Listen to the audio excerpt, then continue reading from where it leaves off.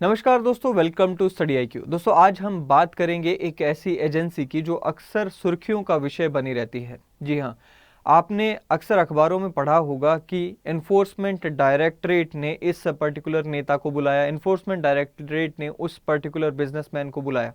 सो आज हम बात करेंगे कि एनफोर्समेंट डायरेक्टरेट यानी कि ईडी, जिसे हिंदी में परिवर्तन निदेशालय भी कहा जाता है, इसकी क्या क्या पावर्स हैं, कौन से ऐसे कानून हैं जिनसे इसे पावर्स मिलती हैं, कौन से ऐसे मैटर्स हैं जिनमें ये डील करती है, और इस एजेंसी का स्ट्रक्चर क्या है, इसका मैंडेट क्या है। So welcome to Study IQ. My name is Chand Kuba. अगर आप मेरी वीडियोस की पीपीटीज डाउनलोड करना चाहें तो टेलीग्राम के इस चैनल को आप ज्वाइन कर सकते हैं। साथ ही में एक बहुत ही अच्छी खबर है आप सब लोगों के लिए, खास करके वो लोग जो कि किसी भी जुडिशियल एग्जामिनेशन की तैयारी कर रहे हैं या फिर किसी भी लॉ कॉलेज एंट्रेंस एग्जाम की तैयारी कर रहे हैं, चाहे वो क्लैट हो या फिर डीयू हो या फिर किसी अन्य लीगल एग्जाम जैसे कि एपीओ आदि की तैयारी कर रहे हैं। अगर आप एक वकील भी हैं तो भी स्टडी आईक्यू आपके लिए एक डेडिकेटेड चैनल लेकर आया है जिसका नाम है स्टडी आईक्यू जुडिशरी। इस चैनल पर आपको सभी लॉ रिलेटेड वीडियोस मिलेंगी, साथ ही में लीगल अवेयरनेस से जुड़ी हुई वीडियोस मिलेंगी। इसका आप फायदा उठा सकते हैं। चलिए अब बात करते हैं ईडी की, यानी कि एनफोर्समेंट डायरेक्टरेट की। ईडी की जब हम वेबसाइट पर भी जाते हैं तो वहां पर भी उन्होंने स्पष्ट लिखा हुआ है that it is a multi disciplinary organisation mandated with investigation of offences of money laundering and foreign exchange laws. So देखिए, दो ऐसे मुद्दे हैं, दो ऐसे इश्यूज हैं जिनसे जुड़े हुए मुद्दों में या मैटर्स में ये इन्वेस्टिगेशन करते हैं। सबसे पहला है मनी लॉन्ड्रिंग एंड दूसरा है फॉरेन एक्सचेंज लॉ। सो सबसे पहले तो ये इन्वेस्टिगेटिव एजेंसीज है, एक सेंट्रल एजेंसी है, इन्वेस्टिगेटिव एजेंसी है, यानी कि इन्वेस्टिगेशन करना इसका काम है। दो ऐसे मुद्दे हैं या दो ऐसे मैटर्स हैं जिनसे जुड़े हुए अगर मामले हैं तो यह वहां इन्वेस्टिगेशन करता है। पहला है मनी लॉन्ड्रिंग और दूसरा है फॉरेन एक्सचेंज रिलेटेड मैटर्स। देखिए, मनी लॉन्ड्रिंग में क्या होता है, दरअसल जो ब्लैक मनी होती है उसे इलीगल चैनल्स जैसे कि हवाला आदि से विदेशों में भेजा जाता है, वहां उसके छोटे छोटे टुकड़े करके अलग अलग शेल कंपनीज में बांट दिया जाता है। फिर उन शेल कंपनीज के द्वारा इंडिया में इन्वेस्टमेंट के रूप में वो पैसे को वापस लाया जाता है। सो गया था ब्लैक मनी, वापस आता है वाइट मनी। एक ऐसा ऑफेंस है जिससे देश की इकोनॉमिक स्टेबिलिटी को खतरा पहुंच सकता है। दूसरी बात की गई यहाँ पे फॉरेन एक्सचेंज की। फॉरेन एक्सचेंज यानी कि विदेशी मुद्रा की क्या कीमत है, आप इसका अंदाजा पाकिस्तान या श्रीलंका की हालत देखकर ही समझ सकते हैं।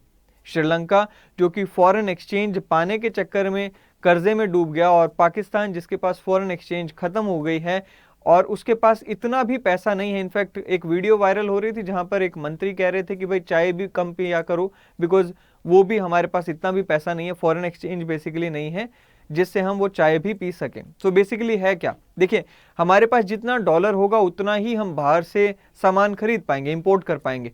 हम तेल भी इंपोर्ट करते हैं, खाने पीने की वस्तुएं भी इंपोर्ट करते हैं, रॉ मटेरियल्स भी इंपोर्ट करते हैं। सो सारी चीजें डिपेंड करती हैं हमारे फॉरेन एक्सचेंज कितनी है। ये अपने आप में एक बहुत बड़ा जो है इंपॉर्टेंट इशू बन जाता है कि अगर कोई फॉरेन एक्सचेंज के थ्रू हमारे देश की इंटरनल सिक्योरिटी को खतरा पहुंचाए। सो ये दो मैटर से जुड़े हुए ऐसे जो मैटर्स हैं बेसिकली जिससे इन्वेस्टिगेशन किया जाता है ईडी के द्वारा। चलिए अब बात करते हैं ईडी की हिस्ट्री की, ईडी कैसे आया। शुरुआत में जब ये डिपार्टमेंट आया था तो इसका नाम एनफोर्समेंट यूनिट था, और ये डिपार्टमेंट आया 1956 में under foreign exchange regulations act of 1947।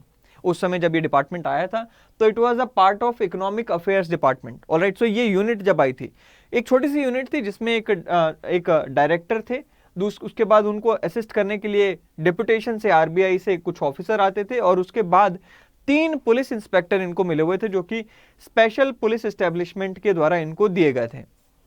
उस समय इस यूनिट की केवल 2 ही ब्रांचेस थी, यानी कि 1956 में जब ये यूनिट बनी थी तो इसकी वैसे हेडक्वार्टर्स दिल्ली में थे, लेकिन 2 ब्रांचेस बॉम्बे और कलकत्ता में भी बनाई गई थी। उसके बाद काफ़ी सारे चेंजेस आए। 1957 में ही इसका नाम बदल के एनफोर्समेंट यूनिट से एनफोर्समेंट डायरेक्टरेट कर दिया गया। उसके बाद हम 1960 में देखते हैं कि इसकी जो पेरेंट एजेंसी थी, यानी कि इसका जो पेरेंट डिपार्टमेंट था, वो इकोनॉमिक अफेयर से बदलकर अब department of revenue, ministry of finance के अंडर इसको लाया गया। उसके बाद 1999 में हम 1999 से भी पहले आप देखते हो कि फॉरेन एक्सचेंज रेगुलेशंस एक्ट 1973 आया। पहले वाला था क्या, 1947। उसके बाद foreign exchange regulation act of 1973 आया। 1973 में जो ये फेरा एक्ट आता है, इसने ईडी को और ज्यादा पावर्स दी। उसके बाद हम देखते हैं कि 1999 में फेरा को रिपील करके उसकी जगह पर एक नया कानून आया, that is FEMA, foreign exchange management act.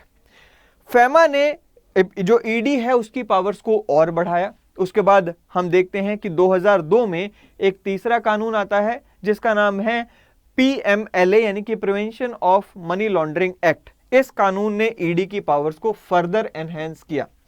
2018 में एक और कानून आता है जिसका नाम था economic offenders, fugitive economic offenders act of 2018, और इसने इकोनॉमिक ईडी की पावर्स को और ज्यादा मजबूत किया। इकोनॉमिक ऑफेंडर्स एक्ट क्या है? बेसिकली हम सब जानते हैं कि कई सारे ऐसे बिजनेसमैन रहे हैं जो कि भारत में इकोनॉमिक ऑफेंसेस करके विदेशों में भाग जाते थे यहाँ पे अरेस्ट से बचने के लिए। सो ऐसे लोगों पर नकेल कसने के लिए FEOA यानी कि फ्यूजिटिव इकोनॉमिक ऑफेंडर्स एक्ट आया, तो उसमें भी ईडी को पावर ज्यादा दी गई। सो कुल मिलाकर आप देखते हो ये 5 ऐसे एक्ट हैं जिनसे ईडी डील करता है या जिनसे ईडी को पावर मिलती है। उसमें फेरा 1973 था, अब ये रिपील हो गया तो फेमा आया। फेमा के अंडर मेन पावर इसको मिली। फेमा के बाद आप देखते हैं पीएमएलए आया 2002 में। जो पीएमएलए था वो मनी लॉन्ड्रिंग को रोकने के लिए लाया गया था। फेमा जो था वो फॉरेन एक्सचेंज को मैनेज करने के लिए लाया गया था। फिर ये जो 2018 में फ्यूजिटिव ऑफेंडर्स एक्ट आया। उसके बाद एक और एक्ट है दैट इज कोफेपोसा एक्ट है, उसमें भी ये स्पॉन्सरिंग एजेंसी है। बट कुल मिलाकर 3 ऐसे मेन एक्ट हैं जिसमें ईडी जो है पावर जिससे गेन करती है। एक है फेमा, दूसरा है पीएमएलए यानी कि prevention of money laundering act, and तीसरा है फ्यूजिटिव इकोनॉमिक ऑफेंडर्स एक्ट। और अब हम इन्हीं 3 एक्ट्स को समझेंगे, लेकिन उससे भी पहले हमें यह जान लेना चाहिए, एक बार बार सवाल ये उठता भी है कि भाई ये ईडी को बेसिकली बनाया किस एक्ट के तहत गया? क्या ये कॉन्स्टिट्यूशनल बॉडी है या फिर किसी कानून के तहत इसे बनाया गया था? तो इसका जवाब है कि ये एक स्टैट्यूटरी बॉडी है, कॉन्स्टिट्यूशनल बॉडी नहीं है। बेसिकली इसे लीगल रिकॉग्निशन मिलती है फेमा एक्ट में, जो कि 1999 का है। उसका सेक्शन 36 में ईडी को रिकॉग्निशन मिली, ईडी को यहां पर लीगली बनाया गया। उसके बाद हम बात करते हैं कॉम्पोजिशन की। देखिए, कॉम्पोजिशन में सबसे पहले आती है रिक्रूटमेंट, यानी कि ईडी के जो ऑफिसर्स हैं क्या उन्हें डायरेक्टली रिक्रूट किया जाता है या कहीं से लाया जाता है? तो इसमें दोनों तरीके से इसमें रिक्रूटमेंट होती है। आप इसमें डायरेक्ट रिक्रूटमेंट के लिए भी अप्लाई कर सकते हो और इसमें डेपुटेशन पर भी लाए जाते हैं लोग जो दूसरी इन्वेस्टिगेटिव एजेंसीज हैं, जैसे कि कस्टम्स एंड एक्साइज हो गया और इनकम टैक्स हो गया, पुलिस हो गया, यहां से डेपुटेशन पर भी लाते हैं लोगों को और रिक्रूटमेंट डायरेक्ट भी की जाती है। ईडी के जो डायरेक्टर रहते हैं उन पर अक्सर सवाल बनता है कि उन्हें कैसे अपॉइंट किया जाता है, तो वो भी हमें जानना जरूरी है। ईडी के जो डायरेक्टर होते हैं उन्हें सेंट्रल गवर्नमेंट अपॉइंट करती है। सेंट्रल गवर्नमेंट अपनी मर्जी से अपॉइंट नहीं करती है, बेसिकली एक कमेटी बिठाई जाती है और उस कमेटी को चेयर करते हैं सेंट्रल विजिलेंस कमिश्नर। इसके साथ साथ उस कमेटी में होते हैं vigilance commissioners, home secretary, secretary DOPT and revenue secretary. तो ये सभी मिलकर कमेटी का हिस्सा होते हैं। ये जिस नाम को रिकमेंड करते हैं उसे ईडी का डायरेक्टरेट बनाया जाता है। ये ईडी का स्ट्रक्चर है। सबसे ऊपर यहां पर डायरेक्टर होते हैं ईडी के, उसके बाद स्पेशल डायरेक्टर्स होते हैं यहां पर अलग अलग विंग्स के। आप देखिए headquarters office, intelligence, HIU, adjudication, western region, northern region, ये स्पेशल डायरेक्टर हो गए। उनके अंडर फिर ज्वाइंट डायरेक्टर्स आ जाते हैं इस तरह से। तो ये इस तरह से कुछ कुल मिला के आप ईडी का स्ट्रक्चर देखते हैं। अब हम थोड़ी बहुत जानकारी हासिल करते हैं फेमा के बारे में। जैसे कि मैंने अभी कहा, foreign exchange is a very valuable resource for any country. किसी भी कंट्री की इकोनॉमिक सिक्योरिटी के लिए फॉरेन एक्सचेंज जरूरी होता है। अब फेमा लाया गया सिविल, बेसिकली है क्या? फेमा कहता है जी एक सिविल लॉ है जो कि प्रमोट करता है किसको? एक्सटर्नल ट्रेड को और पेमेंट्स को। But at the same time ये क्या करता है? यहां पर ईडी को पावर देता है to conduct investigation into suspected contravention of foreign exchange law and adjudicate, impose penalties on those adjudged to have contravened the law. So basically ये एक ऐसा कानून है जो कि ईडी को ये पावर देता है कि कोई भी व्यक्ति जिस पर आपको शक है कि उसने फॉरेन एक्सचेंज लॉ यानी कि फैमा को कॉन्ट्रावीन किया है, उसकी जो प्रोविजंस है उसके खिलाफ जाके काम किया है, कानून तोड़ा है, उस मामले में ईडी को ये पावर है यानी कि इन्फोर्समेंट डायरेक्टरेट को ये पावर है कि वो इन्वेस्टिगेट करे। चलिए, अब सवाल ये उठता है कि भाई किस तरह के ऑफेंसेस किए जा सकते हैं इसमें। देखिए, इसमें बेसिकली यही है कि भाई कोई भी देश है वो ये चाहता है कि हमारी जो फॉरेन एक्सचेंज है उसका भंडार बढ़ता रहे, और अगर कोई भारतीय नागरिक यहां से पैसा बाहर भेजना भी चाहता है तो ऐसा नहीं है कि किसी की 100 करोड़ रुपए की संपत्ति यहां है तो 100 करोड़ रुपए एक ही दम वो बाहर भेज देगा, ऐसा नहीं अलाउ किया जा सकता। बिकॉज अगर ऐसे कुछ बड़े बड़े बिजनेसमैन ही उठकर खड़े हो गए कि अपनी सारी संपत्ति हम बाहर लेकर जा रहे हैं तो हमारा फॉरेन रिजर्व जो है, फॉरेक्स रिजर्व जो है वो बर्डन में आ जाएगा, वो प्रेशर में आ जाएगा। ऐसे में हमने क्या किया हुआ है, हमने यहां पर कुछ लिमिट्स लगाई हुई हैं कि आप इतना ही पैसा कैपिटल के फॉर्म में बाहर ले जा सकते हो, क्योंकि यहां से आप रुपया लेके जा रहे हो लेकिन रुपया तो बाहर वाले देशों में काम नहीं आता, तो बेसिकली आप यहां पर डॉलर खरीद कर वो लेके जा रहे हो, हमारे ही अकाउंट से डॉलर कम हो रहा है। सो हम अगर उस लिमिट से ज्यादा डॉलर लेकर जाते हैं तो हम इस एक्ट को यहां पर कॉन्ट्रावीन कर रहे हैं। इसी तरह से हमने यहां से सामान भेजा था, इंडियन गवर्नमेंट आपको प्रमोट करती है कि भाई आप यहां से सामान एक्सपोर्ट करो, बदले में इंडियन गवर्नमेंट को भी पता है कि क्या आएगा, डॉलर आएगा, लेकिन आपने क्या किया, बड़े स्मार्टली यहां से सामान तो भेजना शुरू किया और सामान भेजते रहे लेकिन डॉलर कभी मंगाया ही नहीं। सो ऐसे में क्या होता है कि यहां पर इस एक्ट को कॉन्ट्रावीन कर रहे हो। सो अलग अलग चीजें हैं यहां पर, अलग अलग तरीके से यहां पर possession of huge foreign currency in huge amount. So यहां पर यह भी है कि आप ज्यादा अमाउंट में फॉरेन करेंसी नहीं रख सकते, अगर आपने रखी हुई है तो वो भी कंट्रावेंशन है। सो ये सभी जो है एक्टिविटीज इसमें आ जाती हैं। PMLA, prevention of money laundering act 2002, एक ऐसा एक्ट जैसे कि हमने कहा कि जो मनी लॉन्ड्रिंग को रोकता है, ब्लैक मनी को व्हाइट करने का, मनी लॉन्ड्रिंग का जो तरीका है उसे रोकने के लिए ये एक्ट लाया गया था। एंड ये एक क्रिमिनल लॉ है, क्रिमिनल लॉ है। उसमें हमने कहा कि जो PMLA है इसमें ईडी को ये पावर दी गई है कि वो ऐसी प्रॉपर्टी को कॉन्फिस्केट कर सकती है जो कि ब्लैक मनी से या लॉन्डर्ड मनी से खरीदी गई हो या मनी से पाई गई हो। इसी में यहां पर ED has been given the responsibility to enforce provisions by conducting investigation to trace the assets derived from the proceeds of crime. So अगर कोई ऐसा असेट है जो कि मनी लॉन्ड्रिंग से बनाया गया है तो वो उसको भी इन्वेस्टिगेट करने की पावर यहां पर ईडी के पास दी गई है।